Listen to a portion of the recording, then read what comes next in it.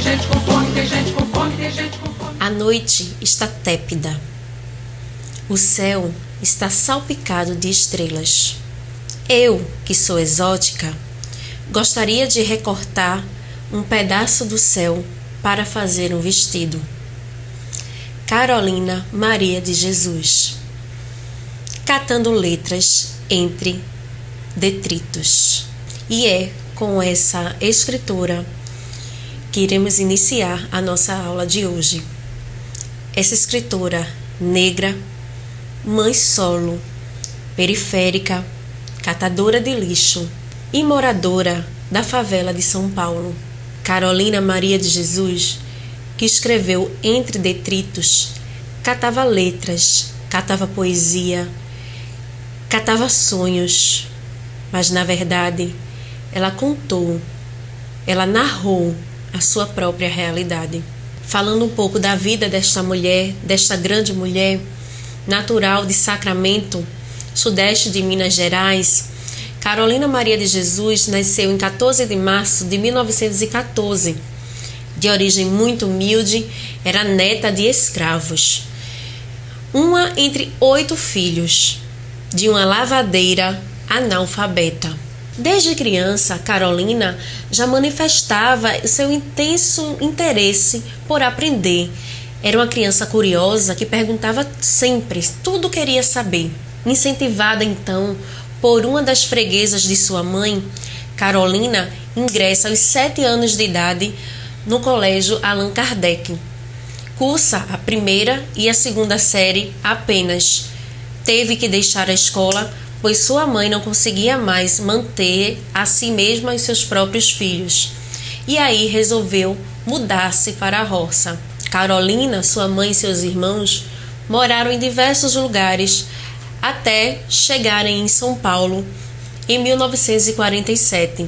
Conta-se que a mãe de Carolina foi presa por engano, por desconfiança de que ela e a própria Carolina haviam furtado. A mãe de Carolina é presa e depois descobre-se que ela não tinha sido ela que havia cometido o delito.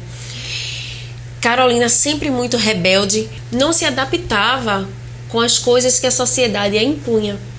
Mãe de 3 filhos, não casou-se porque, segundo ela mesma, não casei e não estou descontente. Os que preferiu me eram soezes e as condições que eles me impunham eram horríveis. Carolina não achava que o casamento era um lugar de sofrimento. Ela via as vizinhas sofrerem agressões, ela via as pessoas mal casadas naquela época, em que a mulher tinha de ser submissa. Então Carolina, ela decidiu, mesmo naquela época em que uma mãe solo sofria preconceitos por estar só, ela preferiu criar os seus 3 filhos sozinha numa favela de São Paulo. Quando Carolina engravidou do seu primeiro filho, um português que a abandonou, ninguém a dava emprego, porque ninguém queria dar emprego a uma mãe solteira. Daí a gente já vê o preconceito social naquela época que Carolina viveu por escolher ser mãe solo, E é então que Carolina decide morar na rua e se junta aos mendigos de São Paulo. Então Carolina constrói o seu próprio barraco e foi lá onde nasceram os seus 3 filhos, João José, José Carlos e Vera Eunice, cada um de um relacionamento diferente. Carolina dizia que homem algum ia entender a sua necessidade literária, pois estava sempre às voltas com os livros, os lápis, os cadernos, onde registrava tudo o que lhe cercava. Na verdade, sabemos que o livro, que a leitura, ele tem esse poder de libertar.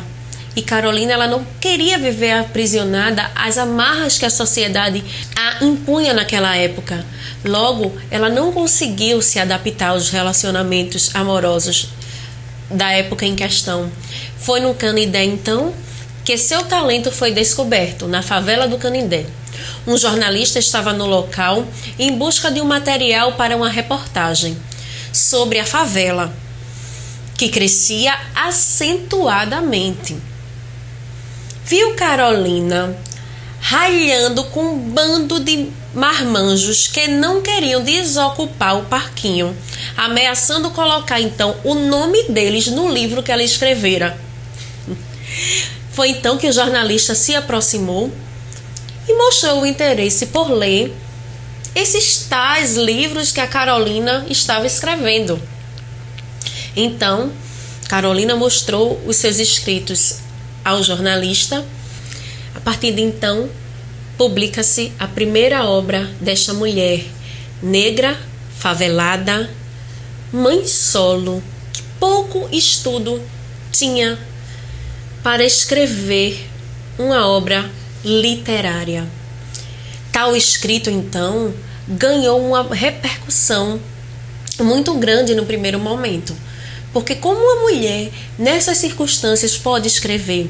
Logo, neste primeiro momento, o boom desse livro de Carolina, né? E aí, escritores como Manuel Bandeira, Raquel de Queiroz, elogiaram a escrita de Carolina, pois era uma escrita que, apesar de ter a linguagem coloquial que lhe era inerente por ser essa mulher periférica e de pouco estudo, existia uma poeticidade, uma literariedade sobrecomum, uma literariedade ímpar. Entretanto, esse lampejo de fama durou pouco, porque quando a curiosidade de enxergar o que havia por trás dessa mulher, a fama de Carolina também passou. E assim, ela foi esquecida pelo mercado editorial. No dia 13 de fevereiro de 1977, com 63 anos de idade, morre Carolina Maria de Jesus, cansada, asmática, esquecida, morando num sítio em Palheiros e solitária, como sempre fora. Os livros publicados depois de Quarto de Despejo não tiveram o mesmo sucesso do primeiro. O descaso fez com que a autora fosse preterida pelo cânone literário, mas a magnitude de seu trabalho criativo ressurge nos últimos anos, devolvendo-lhe o epíteto de grande escritora que ela sempre soube ser.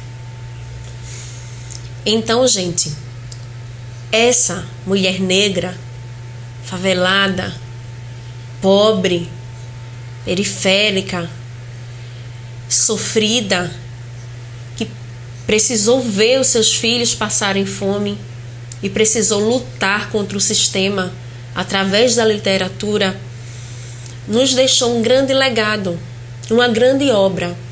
E é sobre essa obra que nós iremos falar um pouco agora. O Quarto de Despejo, de Carolina Maria de Jesus.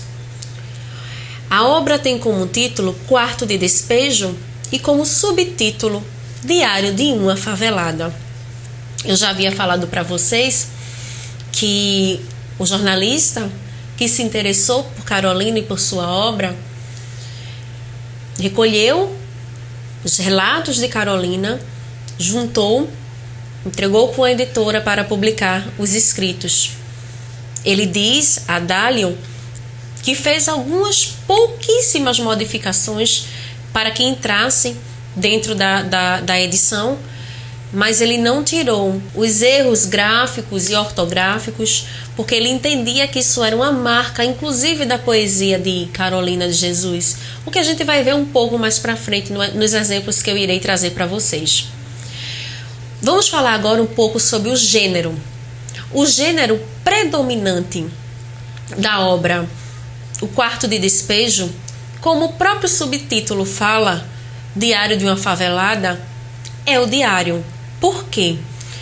Todo o texto ele vai trazer um tom confessional, que vão ser justamente os relatos, as confissões, sentimentos que Carolina tinha no seu dia a dia, ali na favela, ali pelas ruas, enquanto ela ia catar os lixos, os relatos que ela vivia com a sua vizinhança, com os seus filhos, com as suas angústias, com a fome, não é?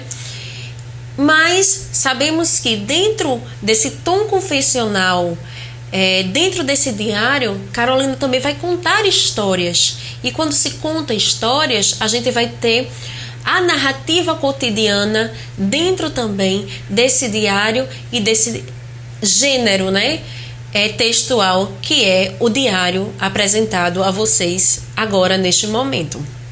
A linguagem. Sobre a linguagem, como já foi dito anteriormente, o Adálio, quando fez a publicação, ele respeitou muito a escrita da Carolina, dessa mulher que só estudou até a 2ª série primária, mas que trazia consigo uma bagagem de leitura muito grande e, portanto, um tom poético único, singular, particular, inerente a ela. E aí nós vamos ter uma linguagem com fortes marcas poéticas, uma linguagem erudita, misturado com essa linguagem oral, misturada com essas marcas da oralidade, a gente vai ver as fortes marcas da erudição. E também vamos ver em muitas passagens a questão da metalinguagem. O que seria essa metalinguagem? Nada mais é quando Carolina ela vai falar sobre o próprio ato de escrever. Metalinguagem quando a gente fala da escrita sobre a escrita. E Carolina ela vai fazer isso diversas vezes dentro desse diário, dentro dessa obra que ganhou essa magnitude que eu disse a vocês anteriormente.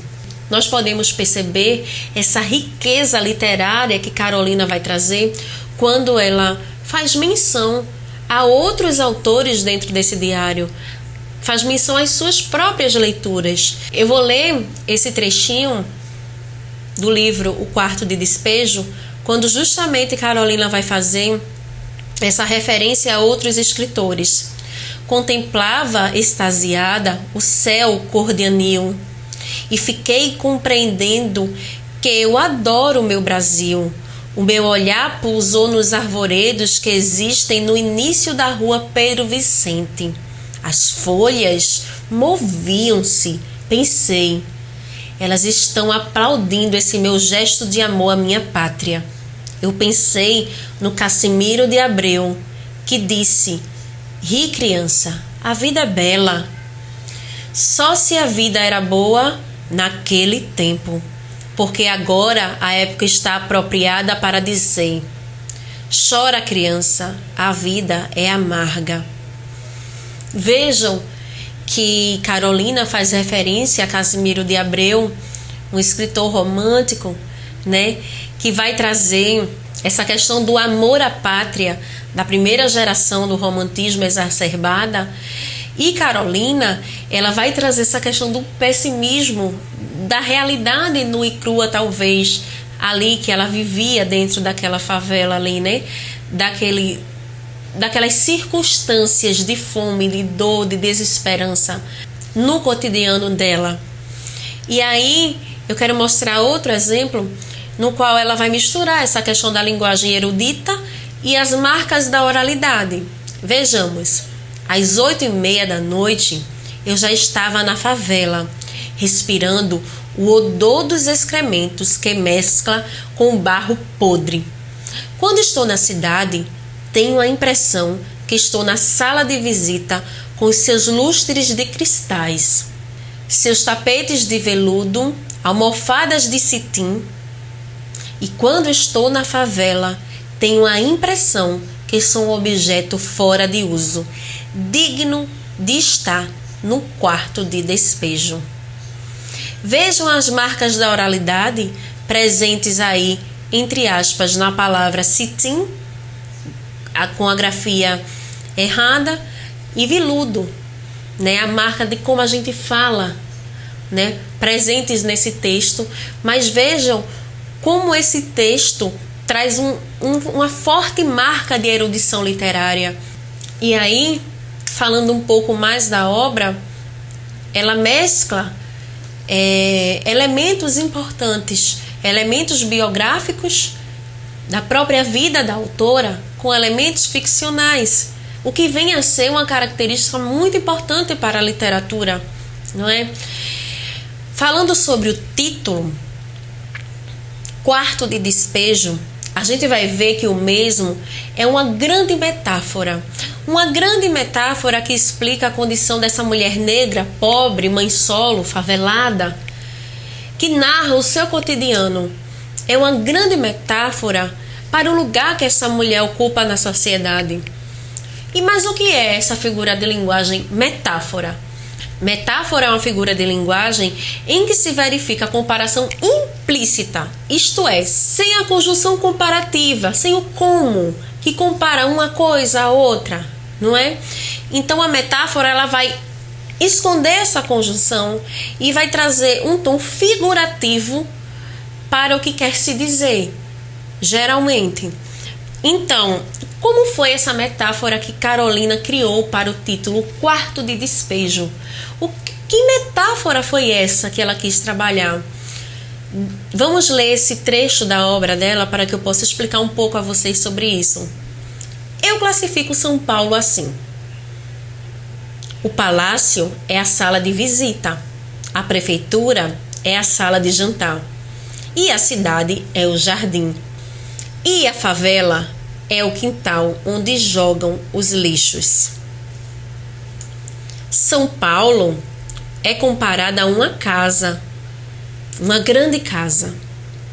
E vocês viram muito bem onde ela coloca cada lugar. E onde está a favela neste lugar? A favela é o quarto de despejo da casa. A favela é aquele lugar onde se joga tudo que não presta, os entulhos que a gente não usa mais. Carolina se sentia assim dentro da sociedade. Dessa forma, iremos falar da grande antagonista da obra, a fome. O que eu aviso aos pretendentes à política é que o povo não tolera a fome. É preciso conhecer a fome para saber descrevê-la. O Brasil precisa ser dirigido por uma pessoa que já passou fome. A fome também é professora. Quem passa fome aprende a pensar no próximo e nas crianças. Vejam como esta mulher com pouca instrução, podemos assim dizer, conseguia ver para além das entrelinhas, para além do que se está aparente. Carolina, apesar da condição que vivia, ou por causa da condição que vivia, mas depois de tudo que viveu, de todas as experiências que os livros a deram, esta mulher, artista da palavra, ela conseguia ver o mundo de outra forma. E a fome para Carolina, ela foi uma grande antagonista, aquela que fazia que Carolina sentisse as dores do mundo. Para Audálio Dantas, o repórter que a descobriu, no prefácio da sua obra, O Quarto de Despejo, ele diz assim: a fome aparece no texto com uma frequência irritante, personagem trágica, inarredável, tão grande, tão marcante que adquire cor na narrativa tragicamente poética de Carolina. Em sua rotineira busca da sobrevivência no lixo da cidade, ela descobriu que as coisas do mundo, o céu, as árvores, as pessoas, os bichos, ficavam amarelas quando a fome atingia o limite do suportável. Carolina viu a cor da fome, amarela. No tratamento que dei original, muitas vezes, por excessiva presença, a amarela saiu de cena, mas não de modo a diminuir a sua importância na tragédia da favelada. Percebam como essa antagonista dentro da obra Quarto de Despejo teve sua presença marcante, a sua importância e até a sua poeticidade. E aí eu vou mostrar uma foto para vocês de Carolina e Adálio, o jornalista que a descobriu. Muitos duvidaram da autoria de Carolina em relação à obra Quarto de Despejo, justamente por esse tom erudito e poético. Muitos disseram foi Adálio que escreveu essa obra e inventou um pseudônimo Carolina Maria de Jesus para que ganhe esse boom, essa repercussão enorme que teve. Isso é tudo história, invenção do repórter Adálio. Mas não, essa obra sim foi de Carolina, porque só uma mulher negra, pobre, que viu a fome, que viveu a fome, pode ter escrito o que ela escreveu. Carolina vai falar sobre a maternidade. O José Carlos disse: não fique triste, mamãe. Nossa Senhora Aparecida há de ter dó da senhora. Quando eu crescer, eu compro uma casa de tijolo para a senhora. Depois de seu livro publicado, Carolina encontrou mais problemas com a vizinhança, que reclamou porque no seu diário Carolina falava da vizinhança, do que a vizinhança fazia com seus filhos, e porque na bem da verdade ela não aceitava a vida que levava na favela. Ela não aceitava que tinha que viver naquela situação entre detritos. E ela fala sobre a vizinhança em seu livro. Enquanto as panelas ferviam, eu escrevia um pouco. Dei almoço às crianças, fui no Clambim catar papel. Deixei as crianças brincando no quintal. Tinha muito papel. Trabalhei depressa pensando que aquelas bestas humanas são capazes de invadir o meu barracão e maltratar meus filhos. Trabalhei apreensiva, agitada. A minha cabeça começou a doer. Elas costumam esperar eu sair para vir no meu barracão espancar os meus filhos, justamente quando eu não estou em casa, quando as crianças estão sozinhas e não podem defender-se. Vejam que Carolina tinha um senso de justiça e não era uma mulher acomodada ao que lhe era proposto, às condições que lhe eram propostas ali, né? Sobre a vontade de escrever, Carolina fala assim em Quarto de Despejo: deixei o meu leito às 4 para escrever. Abri a porta e contemplei o céu estrelado.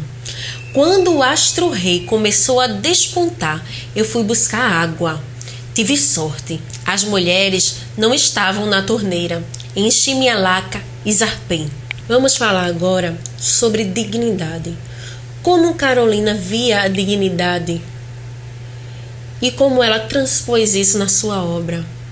O meu sonho era andar bem limpinha, usar roupas de alto preço, residir numa casa confortável, mas não é possível. Eu não estou descontente com a profissão que exerço. Já habituei-me a andar suja. Já faz 8 anos que cato papel. O desgosto que tenho é residir na favela. Carolina fala mais: eu fiz uma reforma em mim. Quero tratar as pessoas que eu conheço com mais atenção. Quero enviar um sorriso amável às crianças e aos operários. Parece que essa mulher, ela tinha algo para além do que é nos proposto nessa sociedade. Essa mulher queria falar sobre valores, sobre humanidade. Apenas um sorriso para as crianças e para os operários, não é, gente? Essa semana, no último dia 29 de outubro, nós comemoramos o Dia do Livro. Dia esse que não deveria ser esquecido por ninguém, porque foram os livros que deram a Carolina um motivo para ser, um motivo para continuar. Os livros que ela leu e os livros que ela escreveu. Ela dizia que era através deles que ela podia ser uma nova pessoa. Eu vou ler o que a própria Carolina fala sobre os livros. Liguei o rádio, tomei um banho, esquentei a comida, li um pouco. Não sei dormir sem ler. Gosto de manusear um livro. O livro é a melhor invenção do homem. Eu tenho que concordar com Carolina. Quis saber o que eu escrevia. Eu disse ser o meu diário. Nunca vi uma preta gostar tanto de livros como você. Todos têm um ideal. O meu é gostar de ler. Disse educadamente Carolina, né? Carolina não parou por aí. Ela falou sobre a escravidão, falou sobre as injustiças sociais, mas falou sobre o seu lugar como negra nesta sociedade. E como naquela época a escravidão ainda não havia acabado. Veja o que Carolina fala em seu diário. Nas prisões, os negros eram os bodes expiatórios, mas os brancos agora são mais cultos e não nos trata com desprezo. Que Deus ilumine os brancos para que os pretos sejam felizes. Vejam que sabedoria de Carolina já naquela época. Ela tenta mostrar aos brancos que eles podem mudar a visão deles. Porque só quando os brancos se aliarem aos pretos, uma sociedade pode ser justa e honesta. E esse próximo trecho que eu vou ler para vocês, ela vai falar justamente sobre a escravidão. Choveu, esfriou, é o inverno que chega. É no inverno que a gente come mais. A Vera começou a pedir comida. Eu não tinha. Era a reprise do espetáculo. Eu estava com 2 cruzeiros. Pretendia comprar um pouco de farinha para fazer um virado. Fui pedir um pouco de banha à dona Alice. Ela deu-me a banha e arroz.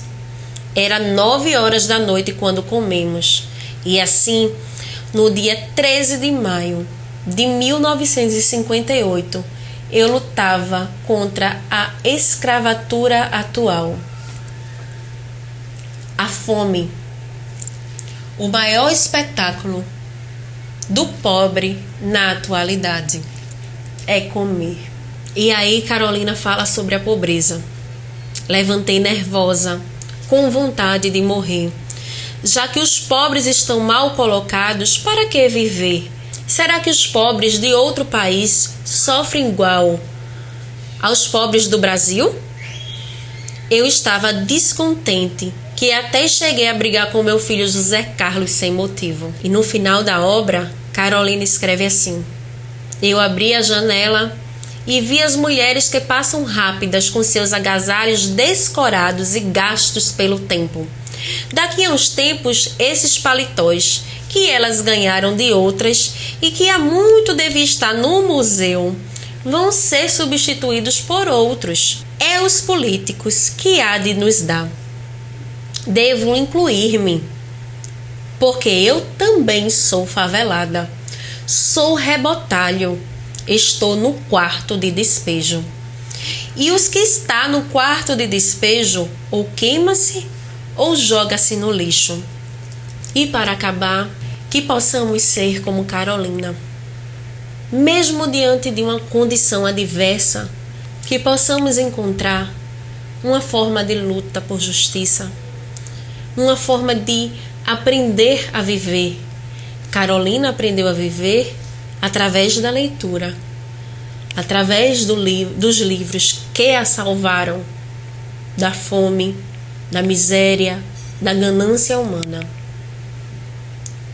Em tempos de pandemia, um sopro de poesia. Até a próxima semana.